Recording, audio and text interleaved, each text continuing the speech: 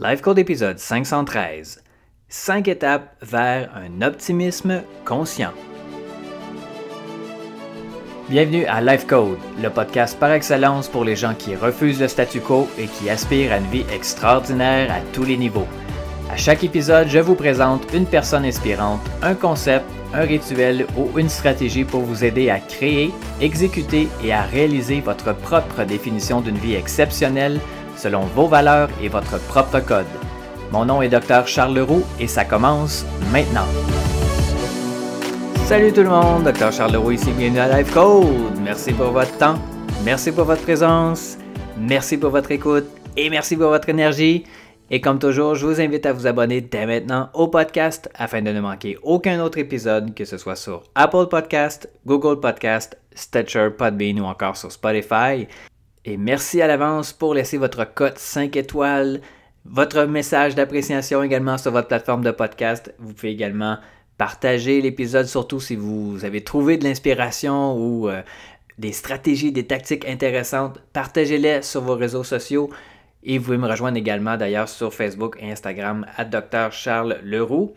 Et ce dont je voulais vous parler aujourd'hui, c'est 5 étapes avant de se rendre à un optimisme conscient. L'optimisme conscient, en fait, c'est différent de l'optimisme au sens large. Parce que bien souvent, on va voir des gens qui vont commencer des projets, par exemple, ils sont super motivés. Hein? On pense certainement que quand on commence quelque chose et qu'on est motivé à fond, qu'on va réussir, on n'est pas nécessairement conscient des obstacles potentiels. Donc, avant d'arriver à un optimisme conscient, évidemment, la première étape, quand on est super craqué, comme on dit chez nous, super motivé, la première étape, c'est un optimisme, mais inconscient. Des gens qui ne sont pas conscients, comme je le mentionnais, des obstacles potentiels, qui ne sont pas nécessairement informés de tout ce que ça peut impliquer. Comme par exemple, si vous avez un objectif par rapport à votre santé, très peu de gens vont prendre le temps de s'informer, par exemple, sur le meilleur programme d'alimentation pour eux ou le meilleur programme d'entraînement physique pour eux. Et très peu de gens, encore moins de gens, vont penser à imaginer le moment où ils vont avoir des difficultés, où ils vont frapper un mur, où ils vont avoir peut-être le goût d'abandonner. Comment est-ce qu'on va réagir à ce moment-là? Donc, ce qui arrive, c'est que si on part avec un optimisme, mais inconscient, à un moment donné, on tape le mur et on trouve ça difficile et on a le goût d'abandonner et on ne voit pas nécessairement comment est-ce qu'on pourrait réussir. Donc, la deuxième étape, c'est souvent un deuxième stade, un deuxième palier que les gens vont atteindre, c'est plutôt un pessimisme conscient. Là, on se rend compte que ça risque d'être pas mal plus difficile que ce qu'on avait imaginé au départ. Et c'est là, à ce moment-là, où si on se laisse aller encore davantage, qu'on peut encore creuser encore plus loin dans ce niveau de pessimisme-là et on atteint vraiment le plancher.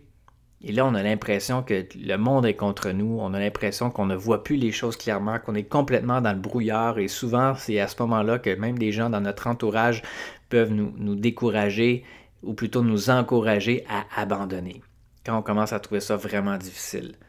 Et c'est là où on atteint le troisième palier qui est le point pivot. C'est le moment décisionnel. Est-ce que vous allez à ce moment-là continuer à être déterminé à vouloir trouver des moyens pour vous sortir de cette situation-là et remonter la pente ou vous allez plutôt abandonner? Bien des gens vont choisir malheureusement d'abandonner car ils vont trouver que c'est trop inconfortable, que c'est insupportable, c'est là qu'à ce moment-là, il va y avoir toutes sortes de croyances limitantes, de pensées limitantes qui vont refaire surface, que les gens vont s'imaginer qu'ils n'ont pas les capacités ou le talent ou les ressources nécessaires pour réussir leur objectif. Alors que d'autres personnes vont malgré tout, malgré les circonstances actuelles, malgré les résultats passés, les expériences passées, malgré le manque de ressources actuelles, le manque peut-être de connaissances ou d'habiletés, ces gens-là vont plutôt choisir d'être déterminés à vouloir se développer, à vouloir aller chercher les connaissances, les compétences nécessaires pour progresser, à changer peut-être certaines choses dans leurs habitudes ou à changer certaines personnes dans leur entourage pour se rapprocher de gens qui peuvent les aider à continuer à avancer. Malgré tout, Et si on choisit l'étape de la détermination, on arrive à un quatrième stade, une quatrième étape qui est un réalisme, mais optimiste. C'est-à-dire qu'on est conscient à ce moment-là qu'il y a peut-être beaucoup de chemin à parcourir et que ça risque d'être difficile, mais qu'on est focusé sur l'objectif et sur la vision globale et on est conscient que c'est une étape à la fois, une question de progression et non pas de perfection.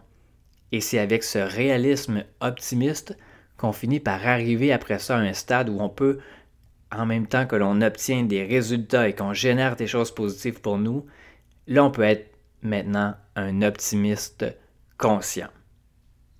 Donc avant d'arriver à ce stade-là, il faut savoir passer à travers les obstacles, passer à travers les difficultés et vraiment connecter avec ce qu'on a réellement besoin d'avoir, qui est beaucoup plus qu'une motivation de départ, parce que la motivation, c'est peut-être ça qui va vous faire commencer, mais ce qui va vous faire vraiment continuer, et ce qui va vous faire continuer malgré les obstacles, malgré les difficultés, malgré le fait qu'à certains moments, vous allez avoir le goût d'abandonner, c'est que vous allez être vraiment connecté avec la vision globale, avec vos capacités. Il faut savoir faire la distinction entre un optimiste inconscient et un optimiste conscient.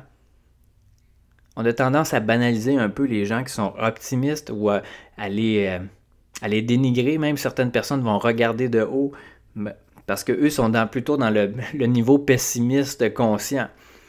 Mais un optimiste conscient, il est conscient des difficultés. Il est conscient que la vie, elle peut être très difficile. Mais on choisit de se développer, on choisit de faire de notre mieux, on choisit de mieux s'entourer, on choisit d'avancer malgré les circonstances actuelles.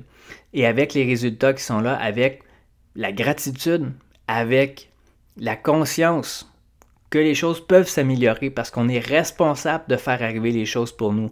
On est responsable de créer le changement positif que l'on veut voir apparaître dans notre monde. On est responsable de garder le focus sur les choses sur lesquelles on a le contrôle. Et que si on se concentre à améliorer la qualité de nos pensées, de nos paroles, de nos actions, on sait que nos meilleurs choix, nos meilleures décisions vont nous mener vers des meilleurs résultats. La vie ne sera pas plus facile, mais ça va la rendre beaucoup plus agréable en étant conscient. Et surtout en étant conscient que l'on est responsable de créer les résultats, peut-être pas les résultats que l'on souhaiterait avoir dans des circonstances idéales, mais on sait qu'on peut certainement créer un paquet de résultats positifs en étant dans un état d'optimisme conscient. Moi, je me qualifie comme un optimiste conscient. Et vous, comment est-ce que vous vous considérez? Moi, je me considère comme un rêveur qui a la tête dans les nuages, mais également les deux pieds sur terre. Dans le passé, oui, j'ai été blessé, j'ai été désillusionné, j'ai vécu le découragement, j'ai eu des échecs, j'ai subi des pertes et j'ai aussi fait du mal à des gens autour de moi. J'ai vécu la culpabilité, la honte, l'humiliation et j'ai souvent perçu des situations comme étant sans issue. Est-ce que ça vous est déjà arrivé, vous aussi, de vous être retrouvé dans une situation où vous avez l'impression que « Mon Dieu, on dirait que c'est la fin du monde ». De mon côté, je peux vous dire que j'ai appris parfois à la dure que d'avoir le cœur brisé, ça m'obligeait à l'ouvrir davantage. Et c'est parfois dans des situations où je sentais que j'étais au plus profond du plus profond, mais avec un cœur et avec un esprit ouvert, que j'ai aussi appris la valeur de tous ces moments-là, malgré la difficulté, malgré la douleur, qui m'ont permis de découvrir la valeur de l'introspection, la valeur du travail sur soi, la valeur du lâcher-prise et la valeur du silence pour que je puisse connecter avec mes meilleures réponses en dedans de moi. Avec le temps, j'ai appris à m'aimer, à me pardonner, à me permettre de faire des expériences différentes et à peut-être faire des erreurs, à me faire confiance et surtout à faire confiance en la vie et à m'en remettre à quelque chose ou quelqu'un ou peu importe, mais à plus grand que soi. Et donc, j'ai renforcé mes fondations, j'ai pris la responsabilité de me redéfinir, me reconstruire pour me relever. Et c'est à ce moment-là que j'ai recommencé à rêver. je peux vous dire que je suis devenu un optimiste conscient. Quand même avec une touche de réalisme, mais toujours en étant rêveur. Mais un rêveur responsable. Un guerrier compatissant qui essaie de vivre en harmonie entre le contentement et l'accomplissement. Donc, mon message aujourd'hui, c'est à tous ceux et celles qui écoutent cet épisode-là, qui ont peut-être cessé de rêver ou qui, avec le temps, sont devenus désillusionnés par une partie de la réalité.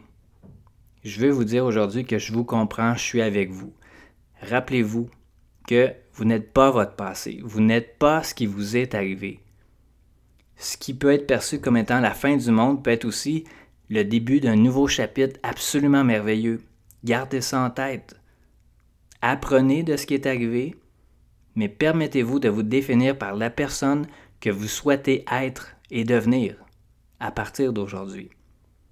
Et faites le test, voyez la vie comme un jeu. Tout ce qui arrive en ce moment, ça peut être une opportunité d'apprendre sur soi, d'apprendre sur la vie, d'apprendre comment mieux faire et comment mieux être.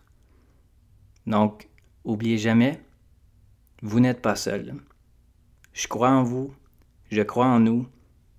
Je vais vous dire que je suis là avec vous aujourd'hui et je vais être là aussi dans le futur. Et le futur, certainement, il peut être brillant pour nous tous, si c'est le choix que vous faites à partir d'aujourd'hui. Donc, si vous êtes avec moi, faites-moi signe, venez me faire un petit coucou sur Instagram, venez taguer dans vos stories, mettez l'épisode du podcast sur vos médias sociaux, vous pouvez venir m'écrire en privé.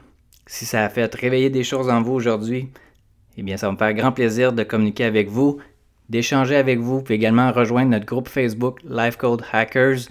C'est gratuit, on est plusieurs centaines de personnes partout en francophonie à être sur ce groupe-là. C'est un endroit idéal pour poser vos questions, partager avec les autres membres de la communauté et aussi d'être dans un endroit sécuritaire où on partage ensemble les mêmes valeurs de croissance.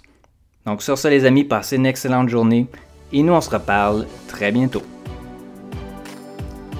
C'est tout pour l'épisode d'aujourd'hui. Merci énormément pour votre écoute. Pour en savoir un peu plus sur ma philosophie, mon Life Code 24/7, je vous invite à consulter le site internet charlesleroux.ca. Et je vous invite également à partager le podcast Life Code avec vos amis sur vos réseaux sociaux. Vous pouvez me suivre également sur Facebook et Instagram @Dr Charles Leroux. Et laissez-moi savoir ce que vous en pensez en commentaire, ça me fait toujours un grand plaisir de vous lire. Et finalement, assurez-vous de vous abonner au podcast Life Code pour ne manquer aucun autre épisode sur iTunes. Et vous me rendriez un immense service si vous vouliez m'aider dans ma mission de rejoindre le plus grand nombre de personnes possible, soit en mettant une review ou en laissant un avis sur iTunes et partager le podcast pour que le plus grand nombre de personnes possible puissent exécuter leur code de vie, créer un impact massif et changer le monde pour le mieux. Merci à tous et à très bientôt.